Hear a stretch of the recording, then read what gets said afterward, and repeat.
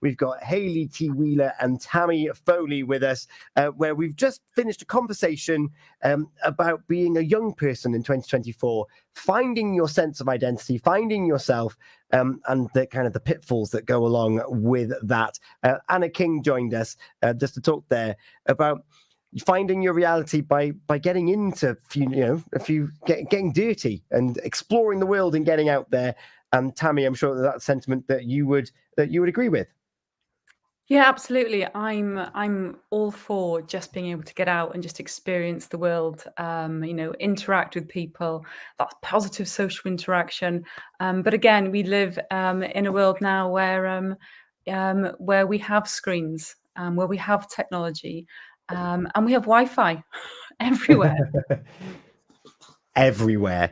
And it is, we're going straight from playing Kirby outside and running through the beaches and the fields and whatnot, and the world through a screen. Hayley, introduce this concept to us. I just feel like a lot of us now are living through a screen because of time constraints, because of convenience. Children are growing up with a screen in hand. So one of the worst things I feel I've seen is a baby bouncer with an iPad holder. Right, it came installed, ready to go. Yeah, there was a few years ago. You're thinking about a newborn baby and a baby bouncer already with an iPad or some kind of gadget installed in front of them from birth. So these children are really, I think, missing out on those intimate connections with human beings because we're looking at the world through a screen. And do you know what? Just to even follow on from that, how many times have you been out and they're just like a couple sitting next to each other, ignoring each other because they're staring at their phones? So the other extreme there as well. Well, I went out. So when the children finished infant school or junior school and went to comp, they each had a night with my husband and I. So they had food and we'd gone out. I'm sure it was with my daughter's one. And behind us, there was a dad and a daughter. And she must have only been about 7. And she was trying to talk to everybody because he was on his phone all the time. He ate his food with his phone by his side and his eyes did not leave the screen. And I just think it is a wonderful place because you can go anywhere on a screen now. You can visit the world and not leave your house. But there is a real world out there. And you know what? I'm just going to jump in again really quickly. You think about concerts. And just having that in that real life experience of seeing like Pink in concert in Cardiff the other night. People are watching a concert through a screen. So actually not being there but not being there, as opposed to I remember going and just experiencing it for the music, for the act, as opposed to through my camera. Yeah. And it is a different stimulus because I was at that concert and on the most part, I watched it with my own eyes. I had to put my glasses on. I was a bit far away. But just being there and able to soak in that atmosphere and look around, use my peripheral vision, try and focus on the stage and see what's going on, you absorb it differently. And then there was one bit where she flies around and I was like, I'm going to film this. And then even though I'm there, I'm focusing on the angle of the camera. And then I'm not actually experiencing any of it as a byproduct. And there seems to be a lot of instances where this is happening, where people are just kind of like, they automatically, oh, this is cool, phone, let's have a look. It was like, well, surely you're more likely to absorb it and ingest it, to have the memory to recall on if you're there in the moment's entirety, is I suppose the point that I'm getting at. And like I find the same with reading books and documents. I would rather a physical book to read. Convenience and space dictates otherwise, depending on where you're going and what you're doing. But that living vicariously and losing that periphery. And Hayley, going back to your point of the bouncer, the baby bouncer, people always compliment, oh, isn't your child alert? They're looking around, they're learning, and they're focusing, and they're seeing everything around them. They don't know what it is, but they learn that through looking. And are we actually are we negating development as a part of that? Yeah, because I think it's dulling the whole experience. Like, as you say, when you're there, you feel the music in your chest, you feel everybody's energy, you feel everything. And then you go through a screen, and yes, you can feel the music, you can hear the music, you can see the atmosphere, but it's all dulled down. There's no real whole body experience. All your senses are engaged. And I don't think we are engaging all our senses while we're online and we're viewing the world through a screen. No, it's the screen, the balance is tipping, isn't it? The screen was always something when it became, we stopped writing contracts and things down. The screen took over as a work tool predominantly. It was what you did to write essays. It was what you did to do, to do your tasks. And now the screen's become something that you do as part of daily life. And I mentioned earlier, like, there's definite positives to a screen, because I did have connection when I first moved to Cardiff through the likes of blogging and doing other bits and pieces, but it's taking over every single aspect now. Our alarm goes off, which is typically on our phone. You pick up your alarm to turn it off. Well, as I'm on my phone, whoop, and then before you know it, I'm late. So we're actually losing our boundaries now because of our screen, Tammy.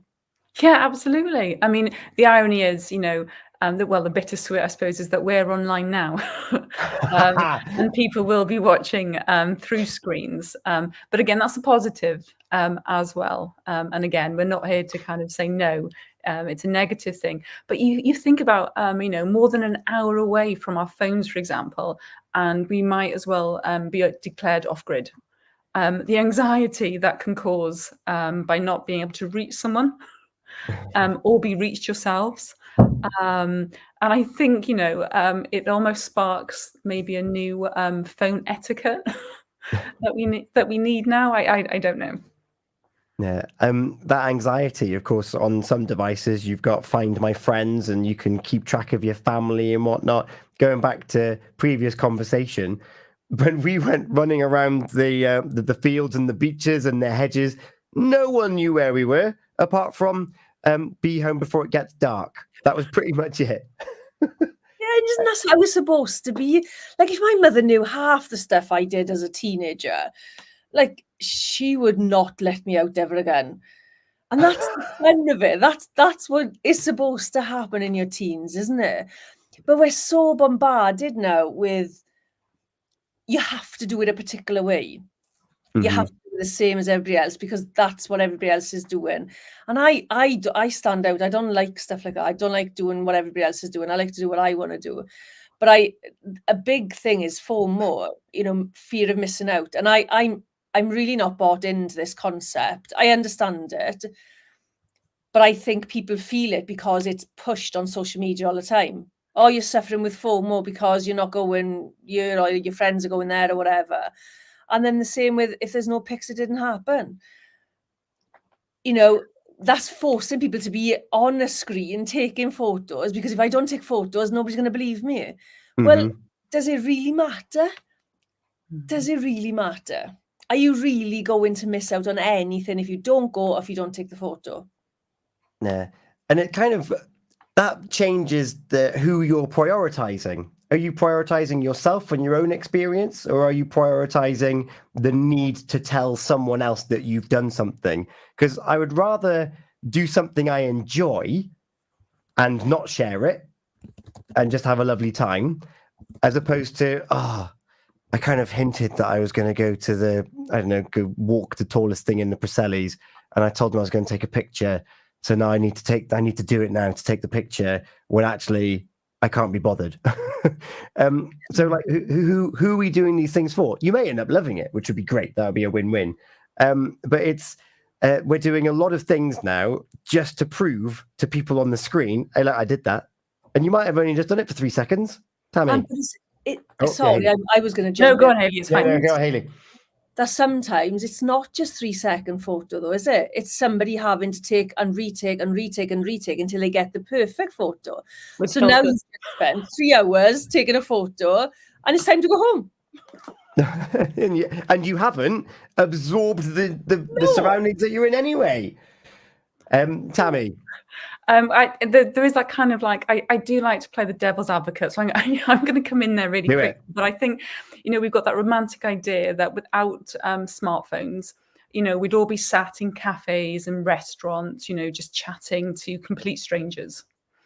But it's not the case. And, I'm going to ask the question, do we remember newspapers and magazines?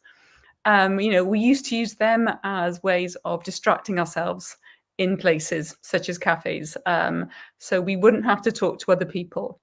So it's kind of an extension is what there's always been ways of distracting, and I'm off on a tangent slightly from photos. But I do think, we don't want to get tied up in that kind of romantic idea that without, screens, we would just chat and interact with complete strangers. No. I'd love to see an experiment on that, because I think you would. I think we're really missing that, bridging that gap between youngsters and elderly people just sitting at the bus stop because everybody's on their phone. Whereas before there would have been maybe a small conversation where just one piece of knowledge would have been given in that one conversation. So I would love to see an experiment done on that, like a social experiment. Maybe PWR we should do one. We should do one. And it's starting here now. Yeah. If you're at a bus stop, you need to put your phone down and talk to the person next to you and just see what kind of interaction you get. Bus stops are the thing which I observe the most, particularly as one at the bottom of the high street in Haverfordwest, towards the end of school, because that bus stop between 3 and 4 has got all generations waiting to go home, to go up the high street. And the bus stop itself is no more than about 3 meters. And yet the bus stop you'd be forgiven is the length of a train platform. The distance that people give themselves to not have to talk to the person next to them is quite remarkable. And they're not always on their phone as a distraction. And going back to Tammy's point, I was quite a shy, retiring young person growing up. And if I found myself in a situation where I was next to someone else, I'm not the kind of person to strike up a conversation. And for that reason, I do miss the terribly outdated magazines you used to find on coffee tables in waiting rooms. And just quickly, I'll pick this up. Oh, thank goodness there's a crossword. I didn't know how to do a crossword, but at least I could pretend. So my personality at that point was always to be like, I can't talk to strangers. I don't know what to do. I'm not very good at small talk, even though I'm not the best at small talk.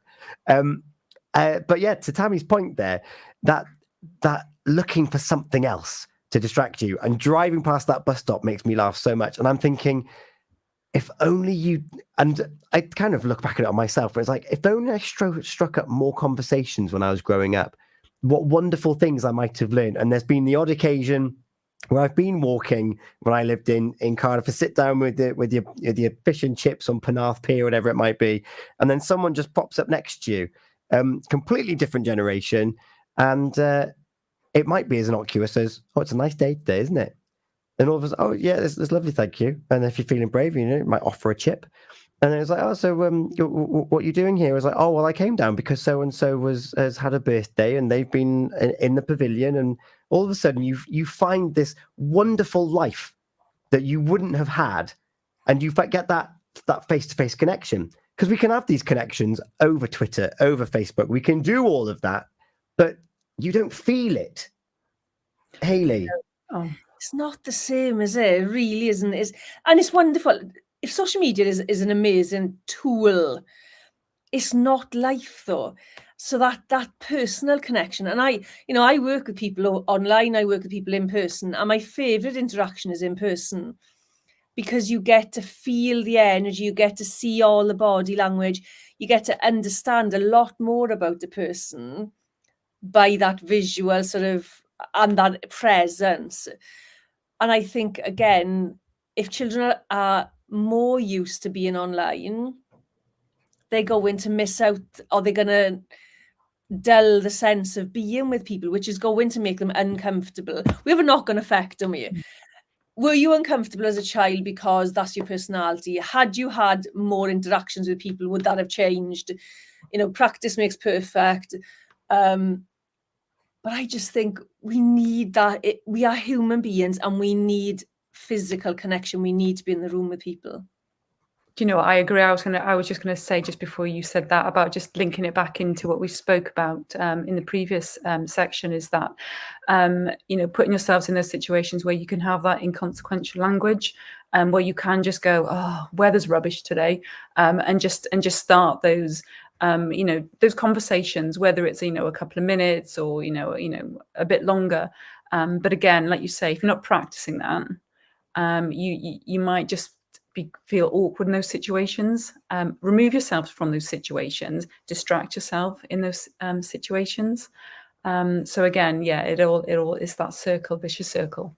Yeah. I had a conversation with a guy last week. My daughter passed a test last week, and I had to go, and we went up to college, and I was walking around town, and I ended up in Tesco's in the cafe, and there was this old man on his scooter, and he said to me, it's really nice to get out, he said, because my wife locks me in the shed when it's really warm. She locks me in the shed overnight, so she let me out this morning. Well, I was howling, right? And we had that little quick interaction while we were purchasing, went to sit apart, met again on the way out, and had the same sort of, he said, I was only joking, man, she doesn't lock me in the shed. And I said, it's fine, I get it. But how nice is that? Like, I would say he was probably in his 70s, 80s. But it was fun. And I laughed. I chuckled as I walked down the road to go meet my daughter. It was lovely. And Tammy's just called it inconsequential moments. And we think they are at the time, but you leave still chuckling. You leave with that sense of connection. You leave with that sense of warmth, all because of complete chance. And then we can go into some real ethereal conversations now about, I was meant to see that person. I was meant to have this moment with this person to make me think about the wild and wonderful world around us. And if that's your bag, you go for it. But otherwise, in its minute form, it's someone put a smile on my face today. I felt connection with someone. I felt part of something. I felt I was in that moment. We've got Rise to Shine with us. Great topic. I'm interested to know what your thoughts are, and if you've got any experience with this about living world through a screen. And Helen Marie is also with us as well, talking about children viewing the world through a screen. I'm sure it happens with pets too. Currently have you on Facebook, and Minnie, the pup, is sat on my lap, looking at the screen, watching and listening to you, laughing, crying emojis. I wonder what the dog is getting out of this conversation at the moment. Dogs, God, talking of dogs and getting connections in the real world, if you want a stranger to come up and say hello to you, get a cute dog. Because you will be inundated, and what you thought would be a brisk 10-minute walk is not going to be. And yet you're connecting with people in a community that you didn't know existed. So yeah, interested to hear your thoughts on this. We are going to be moving and looking at supporting mental health and well-being for children and teens. Tammy loves playing devil's advocate, looking at screens. We've talked about how it can take us away from the real world. It can stop us from being bored. But just to go back to that point about families who live away. So I've got a sister who's in Canada. The screen is the gateway into their world. Tammy, it is actually something, if used in moderation, shall we say, is actually really effective. Yeah, absolutely. There's no escaping it. Technology, it does shrink the miles. From like the infancy where, you started off with Skype, decades ago, to where, you can just FaceTime now. And it's like you're in the same room with that person. And, when we talk about screens, for many, and it's an expectation, you think in the professional world, as well as socially, so that you can be contacted. Many jobs do want you to be accessible. So we do need we do need that screen time as well. So for all kind of, the negatives, there are positives, but it's finding like a good harmony. And we go back to, people stopping, when you've got a dog and just having that chat. It becomes a vehicle to actually just give someone permission to just say something nice to someone, hello or morning or that's lovely, just to start those interactions. So we need that so much too. Yeah, Helen Marie's back with a similar experience of those small interactions. Similar experience in Tesco. An elderly gentleman was looking at the strawberries, and I said, "Don't take all the best ones now." His face changed, and he giggled. We had a brief chat and walked away. We saw each other a few times in the aisles and swapped shopping tips. For all I know, I might have been the only person he had a physical conversation with that day, and that's something that we can't take for granted as well, Hayley, in this day and age, that actually the screen has become a full substitute for real life interaction. Yeah, for some people, you think that maybe they're only seeing people through a screen or not seeing people for days on end. And which is why I think having a laugh with somebody and striking up a conversation about the weather or whatever that is, I often look for something to compliment people on. So if I see them on their own and they're looking a bit sad, or I love to compliment people, because it's amazing what that little thing can do, that little interaction, that little second that didn't cost you anything, but made somebody's day. And one of the things I kind of wanted to bring up on this one was the immediate gratification thing. You can do that for people in person with that one compliment. It's immediate gratification. And yet we are searching for that constantly through social media. And yet I think it's more powerful in real life. Yeah. On that point as well, we're always looking for the gratification towards us, but actually giving is actually far more powerful. If you can compliment someone and you can and mean it, or you can have that moment and mean it, you can walk away and you feel like a superhero, like superhuman. It's like, gosh, I love that I was in that interaction. Whereas if we're constantly trying to validate ourselves through strangers who don't know who we are, then we're just kind of in a bit of a hole, a bit of a pit. Yeah, absolutely. It becomes that kind of like, it's infectious, just by you're kind of like becoming your own, for want of a better description or analogy, you become, your own director of happiness. I'm giving someone else happiness, and hopefully that will then spread and they'll give someone else that happiness, that compliment, or by making someone feel good, or, just acknowledging them. They'll do the same to someone else. It becomes that ripple effect as well. Yeah. And then just we talked about COVID and young people and living life on screen, and then we talked about body language and being with the people that they were talking with. I was actually useless at joining all the Zoom parties, and it's because a bit like you two, my whole life has been predicated on being with people in the room and reading those non-verbal cues, and I just could not relate to anyone through a box. I found it really difficult on the regularity that lockdown required it.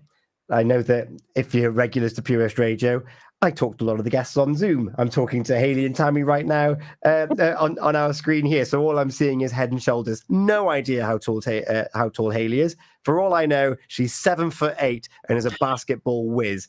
But I found it really difficult over that period to relate. And even now, there will be periods where I just can't.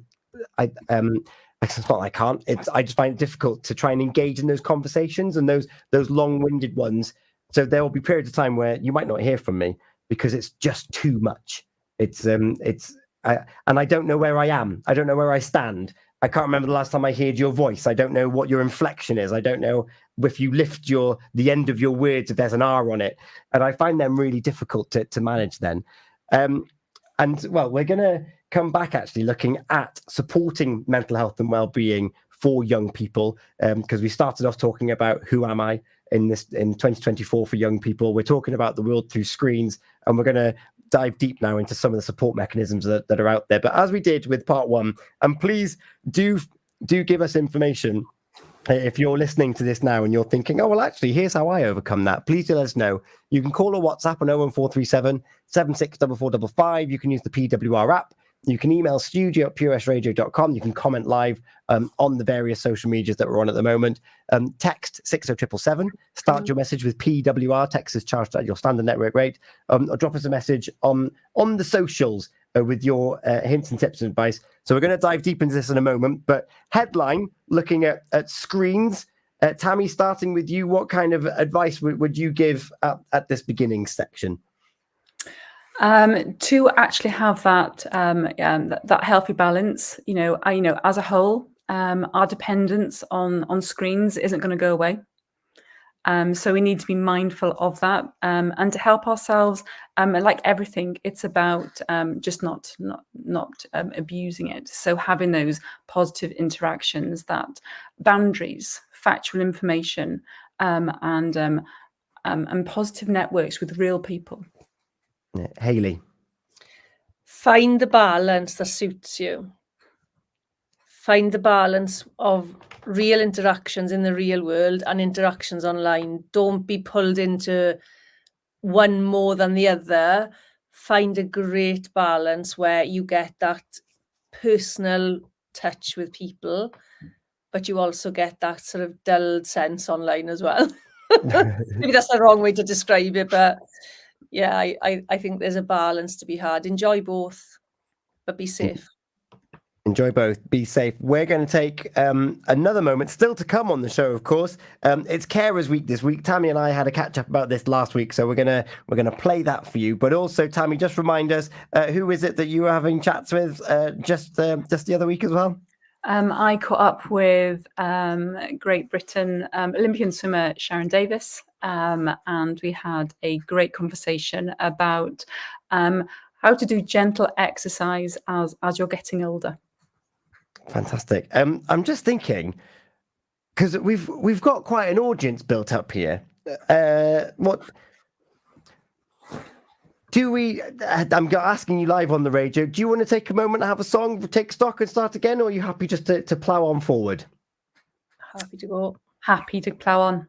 Happy to plow on. I'm going to change the banner that we've got on screen then, because at the minute it's saying the world through a screen. We're going to change this now to supporting the mental health and well-being of young people. Hayley, I'm going to ask you to kick us off with this one. So I've just come across, I was just looking online, I've just come across an Open University workshop program for any parents who are looking to support their own children's well-being, which is a wonderful resource if you're looking for sort of guidance on it. And it's quite a short course as well, it's not a long course. But for me, supporting the well-being of children, I'm going to go in a really different direction, because one of the things that I find that works really, really well with families I work with and with children and teens, or young people as they call them now, is asking different types of questions. So a lot of parents want to ask their children, what's the matter? Why do you feel like that? When you start to ask different questions, they start to think in a different way. So let's say, for example, we're talking about something going on in school and the child is refusing to go to school. Rather than, why don't you want to go to school? Try something along the lines of, what is it that's stopping you from going into school? Now, they're the same question, right? But your brain will work differently when you ask that different question. Why is quite a defensive, aggressive question. What is a gentler question, and your brain starts to go, so what is stopping me? So as you teach your children those skills, they start to do it for themselves, and they start to be able to look after their own mental health and well-being by asking those different questions. I love that. Language is so important. Tammy, I'm going to come to you in just a second. Apollo is on Instagram live with us. First of all, big love and happy birthday for the other day. Pembroke Hapis, I'm sure he wants to hear some Welsh as well. Lovely seeing you through my screen right now. But to add to the conversation, I feel like my life is much happier and less distracted when I give myself at least the first hour of my day without any screen time. We're gonna circle back to that. I wanted to catch him because Instagram's quite a transient portal at the moment. But Tammy, the power of language first and foremost, to build on what Hayley said there. Well, yeah, absolutely. And I do like the way, of reframing questions and making a teen think in a different way. I think the other thing when we think about, young people's mental health, it's a complex issue. So recognizing the red flags as well. Children, young people may not always be able to articulate their feelings clearly. And their kind of like mental health struggles could be considered typical teenager behavior. So again, it's about just looking for indicators and noticing that something is a bit deeper. So again, just being mindful of your child and just recognizing the red flags, but also, as Hayley said, reframing questions.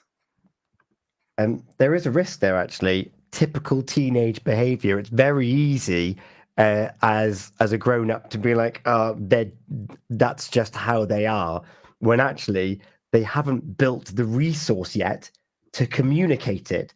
And building on what we've already been talking about, if they're not socializing and they're not going through conflict and things like that, then how would they know to talk about it?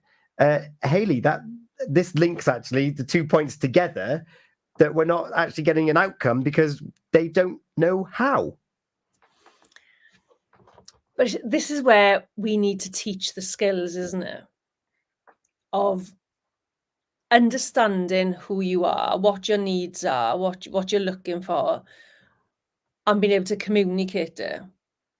And I think that we've kind of lost sight of passing those skills on. And I'm not saying, like, my parents made loads of mistakes, right? As I've made loads of mistakes with my children. But we can learn skills to pass those skills on so children can communicate. They can start to understand something doesn't feel right and I need some help. So they can reach out and ask somebody that they trust. And I think that's an important skill to learn. Yeah, I agree. I think talking about, mental health, it doesn't have to be daunting, at the heart of it, it's about having that, understanding, the empathy, having action. It's about creating an environment where someone feels safe to share their feelings without judgment. And I say someone because, it doesn't necessarily have to be. I know we're talking predominantly about children and young people, but, it can be adults, it's everyone. And asking those open-ended questions, as Hayley said at the start, active listening. And, as hard as it is, just resisting that urge to offer kind of like solutions immediately. Yeah. There, certainly growing up, there was that tendency that a children's problem isn't worth listening to because it's, on the grand scheme of things, it's very small to us as people that have grown up and have experienced more. But actually, an issue that's causing anxiety for a young person, that is their world, that is their focus. And to not come in with judgment and a solution straight away, it can actually really help a young person open up and talk about the thing which is having that overwhelming impact on their life at that time. It's very easy to just diminish their thoughts, being like, you'll get over it. It's like, yeah, but I'm in it at the moment. Yeah, and I think that it's really hard for like a guardian or parent or carer, because it's so natural that you want to fix it. And I'll use that in inverted commas. You want to fix, when your child is hurting, emotionally hurting. But sometimes, in my opinion, just allowing that young person to be heard is the most powerful support at that moment for them. And allowing them to feel as well, allowing them to giving them permission, because they don't know how to do it themselves yet, but teaching them how to give themselves permission to feel what they're feeling. Okay, so sometimes they don't behave the way that they need to behave because they're angry or whatever else, but giving them permission to feel anger and to be angry when something is not going the right way, that's great. And then teach them how to respond when anger is an emotion. Teach them that it's okay to be sad. You know, we're in a society now where you start talking about uncomfortable emotions and people will tell you to stop. They may not say it outright. Their body language will shift. Their facial expression will shift. Their eye contact will change. So let's get comfortable speaking about emotions and feeling emotions and allowing others to feel emotions as well. Yeah, and I And think, sorry, just really quick, just while you've said that, just feeling that emotion, it's also really important to remind everyone that stress is part of life as well. We can have that good stress that can motivate people, young people to study for a test, for example. That nervous adrenaline when you have to public speak as an adult, as well as that the negative stress. Where you have that overwhelming feeling of anxiety. So again, it's we have to be mindful that stress, is part of life. yeah, there's something quite wonderful about being left to sit in your own discomfort and to actually discover why you're feeling uncomfortable in the first place, because it does make the cogs turn a little bit and be like, well, why am I feeling like this? And if you're the person that sat with them in their discomfort and allowing them that time and that space to grow, we're actually really logical and we're very clever, and we can actually unpick what's uncomfortable about it. And you might not get to the uncomfortableness of the actual issue on the first time round. The discomfort might come from is because I'm sat here talking to you and my relationship with you does not revolve around this. So I'm uncomfortable because I don't know how much I can share with you. And that's not a disrespectful thing. We've never done this before. But having those baby steps and getting comfortable with that uncomfortable and teasing out why you're talking about things and why you're feeling certain things is going to help in the long run if we can have those types of conversations now. Hayley. Yeah, definitely. Conversations are so key, aren't they? And we're not having conversations now because we're all on our phones. We our meal times are no phone zones. They do not come to the table. There might be occasions when, if I'm waiting for something, I might have the phone. But even I get scolded by the kids, and they'll say, years ago we used to do like there would be consequences for certain behaviours, and burping was one of them. Burping at the table was one of them, and I had to go and sit on the step for 36 minutes. Because I burped at the table, and that was the rule. You have to sit for every minute of your life. You sit on the step. 36 minutes cold. But it taught the children that I was willing to do what I was putting them through, and we'd had conversations about it. We discussed that it was unacceptable, and those are the kinds of things when you don't have those conversations with children. I don't know if you've seen Gentle Parenting, right? I'm not a complete fan. I understand the concept, but you see parents who are gentle parenting, who are not putting boundaries in place, who are not really communicating with their children, they're letting their children choose what life is like.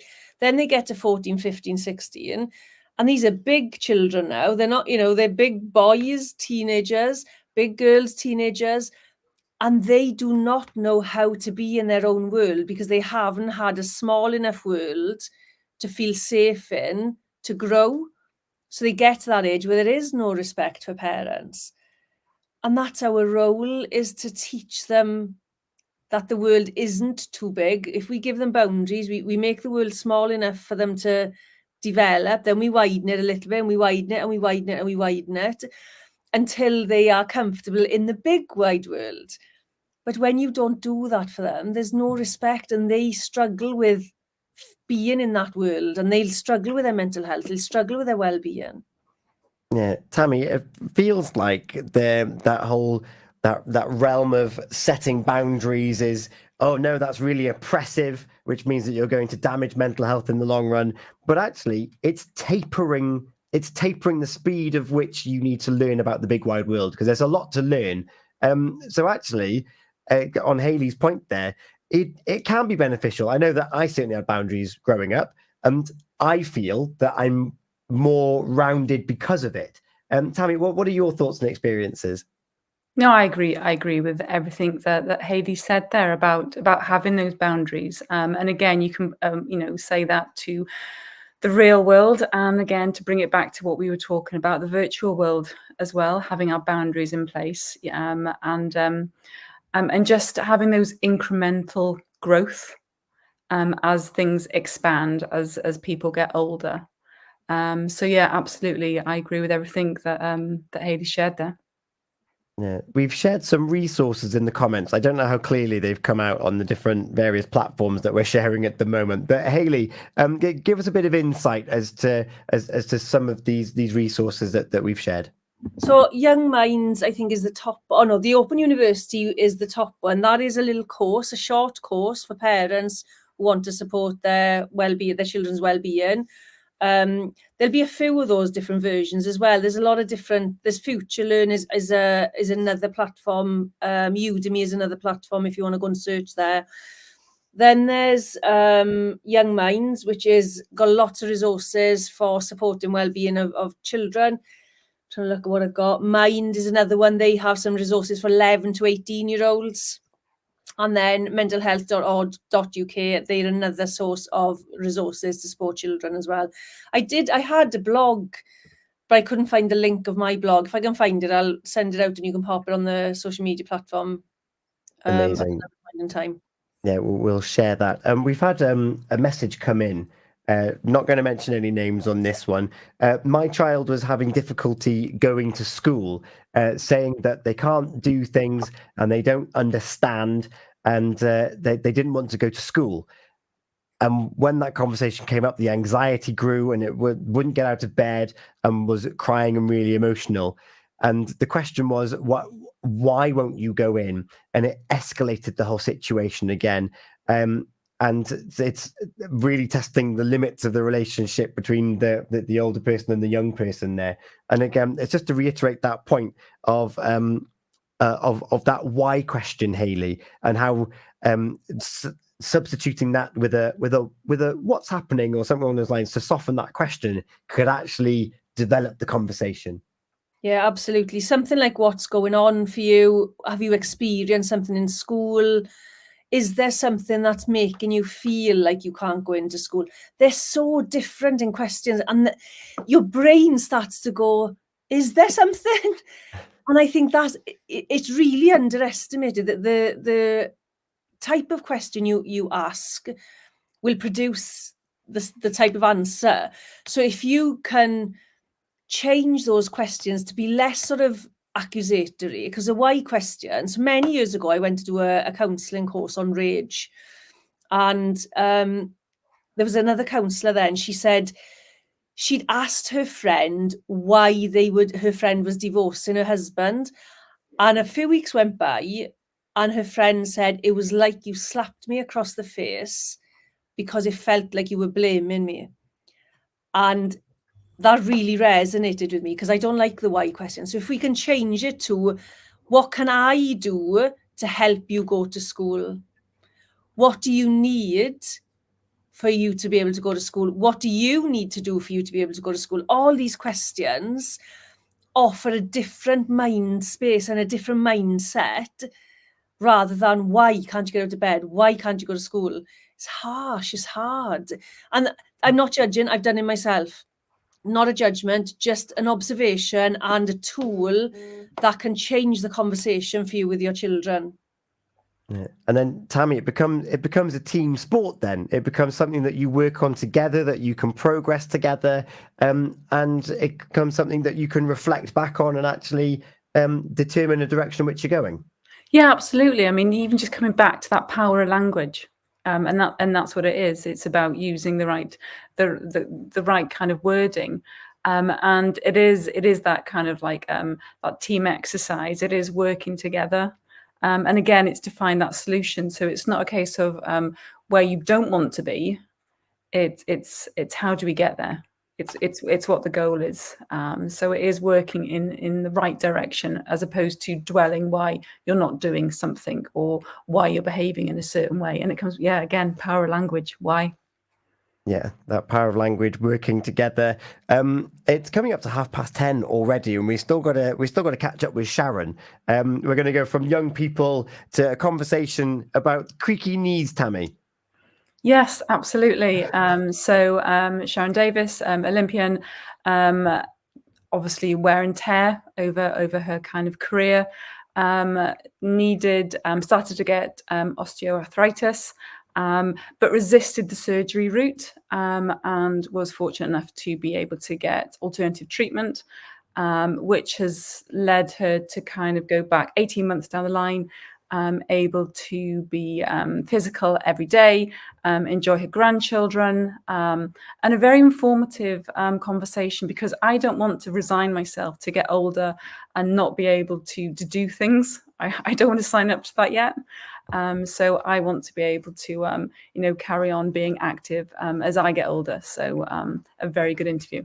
Yeah, so stick around for that one. That's Tammy chatting to Sharon, and then we're going to replay an interview that we did last week about the Cancer Support West Wales service, which Tammy is also a pivotal figure in. So stick around for that one. Hayley, we've been talking about young people. We've been talking about screens. We've been talking about identity.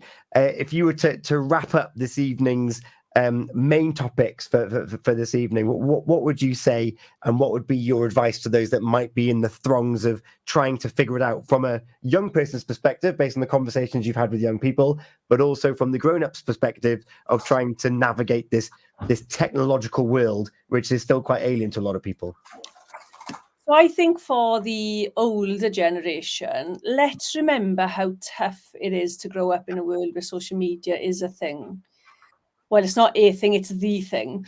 And as much as every generation will say, my generation growing up was harder, I think life is really tough. And if we remember that and approach our teens and our children with different questions, you can change the outcome of that conversation, and you can change the outcome for your child and your young person. As a young person, I would say, and this probably goes for everybody actually, you are the most important person in your world. So look after yourself in the best way. Put yourself first, not in a selfish way, but in a self-care way. Because I have worked with people who will not put their phones down until their friends are asleep. They're certain their friends are asleep at 3 o'clock in the morning, and they're getting up then at 6, just to be awake for their friends again. So put yourself first and be kind to yourself. Sometimes that doesn't always work out, and we do need additional support to help us get to our own mental health. Next month on Healthy Minds, Better Lives, the date for your diary, we're going to be back on Thursday, the 11th of July. If you blink, we'll be there in no time at all, because that seems to be the pace of which this year is going.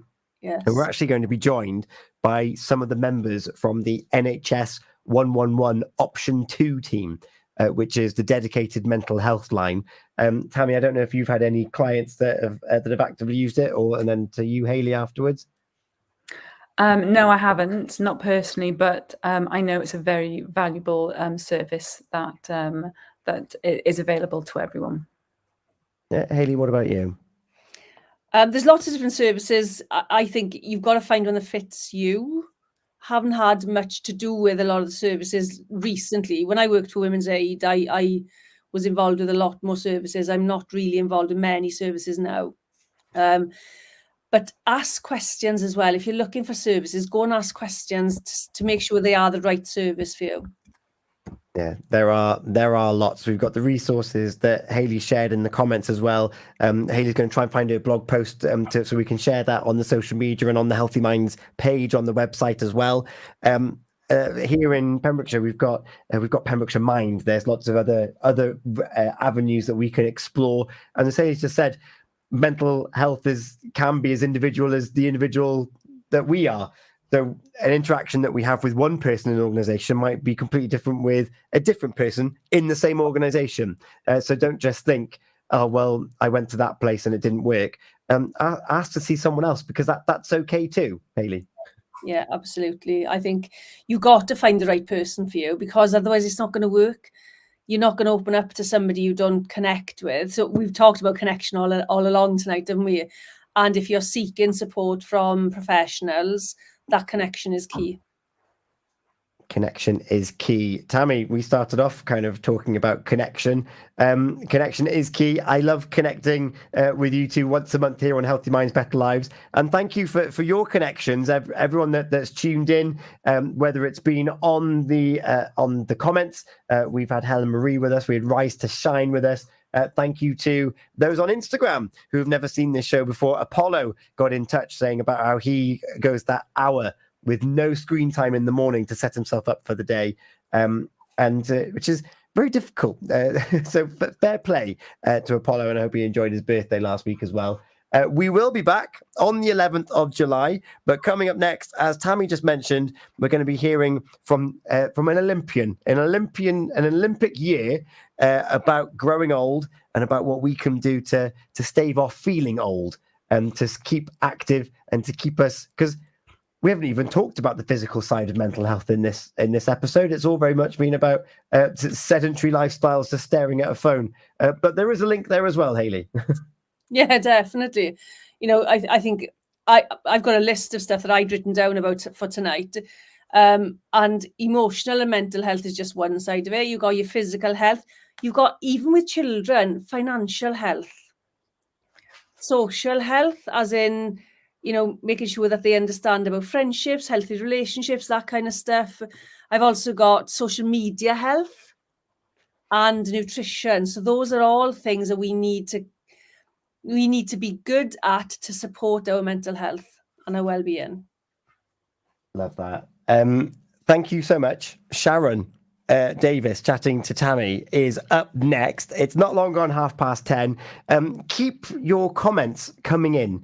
Keep using the WhatsApp number 01437 76 4455, and particularly use email studio@purewestradio.com. If there's a topic that you want us to consider and do a bit of research on, maybe get a guest on that might be pertinent to you, then please let us know. We would love to answer your questions and your thoughts and your queries. Studio@purewestradio.com is what you need. We'll put some social media posts up in the meantime as well.